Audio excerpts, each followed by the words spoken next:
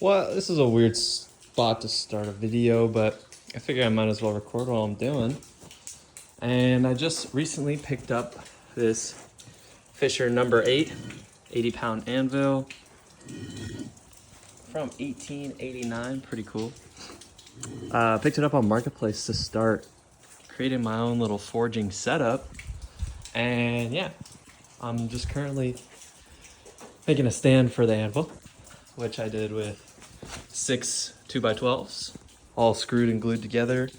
And now I'm currently using this wood grinder bit to grind and level this down so that it's all good.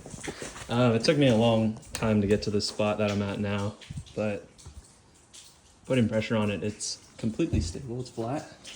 So that's good. It's just a lot of sand, grinder work, and a little bit more screw work, and then a lot of torch work, and then this thing will be done. So I'll give us some more progress updates, I suppose, as I'm going. All right, so I've now got it all leveled and everything is good. Can't really show like that it's level, but I can move it back and forth and it doesn't. There's no give on the horn and none on that side. So it's pretty good. It's like pretty sturdy. I can stand on it.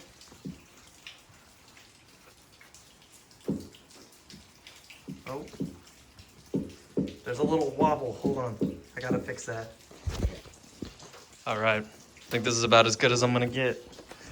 It is pretty solid. Plus it's gonna be chained down and everything, so don't really matter. But it's looking good. All right. So I've got it all flattened out and all ready, and I just screwed and glued these two pieces on the side to make it an even amount. Let me see. The idea of this is that you got a hammer, take it, throw it right there, and then say I have another hammer. Sorry. Running around. Say you have another hammer. You can slap it right there too. And now I've got a spot for 4 hammers around. I'm gonna have a rail that comes out right here so that I can put tongs and stuff. But yeah, I think the next step is to take the torch to it and start the finishing process. I think I'm gonna sand everything down as best I can and then torch it, and then coat it with some sort of sealant of some sort, some linseed oil maybe. Anticipating that this thing's gonna get burnt pretty good because, you know, stuff drops often. So this stuff will all be pre-burnt, I suppose. And I don't want a finish that's gonna melt and burn off like when hot metal touches it. So I don't know. I'll have to do some research, figure it out, because I don't really want to leave the wood raw burnt. We'll see. It's coming along super nice. All right, so I just did a little test blackening on the top, charred it, and wow, it looks cool. I'm a big fan of that. So yeah, I'm gonna end up probably charring the whole thing and then doing some cool finish over it. But I'm really happy with how that looks. It's like a really fun pattern, so yeah. All right, quite a big transformation since the last. I have charred the whole thing, including the bottom. And now I'm gonna take this clear urethane and then brush it over the whole thing just to give it some gloss and to seal it a little bit more. And yeah, this thing is turning out awesome. Okay, I was going to use this clear gloss until I don't even know what I'm looking at, to be completely honest with you.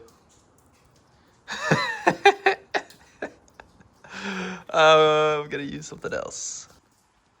All right, so I hit it with some varnish and it is looking super good. I'm very happy with it. I just have it rested on the anvil because I did those bottom parts right there. But yeah, I really like how it turned out. It looks really cool. The anvil on top, I'll show you guys later. But now I gotta wait like 3 or 4 hours for this to dry. And then boom, Then next, I got to find some chain to tie this down. And then I'll get some flat bar coming out for more storage. All right, and since I'm waiting for that guy, I just put together this just burner assembly, I guess, for the forge part of it. And it's pretty simple. A couple brass fittings, got a lamp nipple here for an adjustable choke. And then this is a 021 MIG tip, I think, or 02 something, I don't know. It's a very small MIG tip that I drilled and tapped into this T. Yeah, I'll link the video that I watched to put this guy together. And then I got a shut-off valve, very simple. And then this runs into, I think this is 10 feet, into a propane fitting. 30 PSI should be plenty, and I've got a gauge on there too, which will be nice so I can tell how hot I'm running the forge. And then this is gonna be the actual part of the burner. So this is all essentially like that. I have one more fitting that goes on the back of there that this will all go in, and then I'll end up soldering this to the fitting once I drill a hole. But yeah, then I will have the, I have a washer somewhere, I don't know where it is.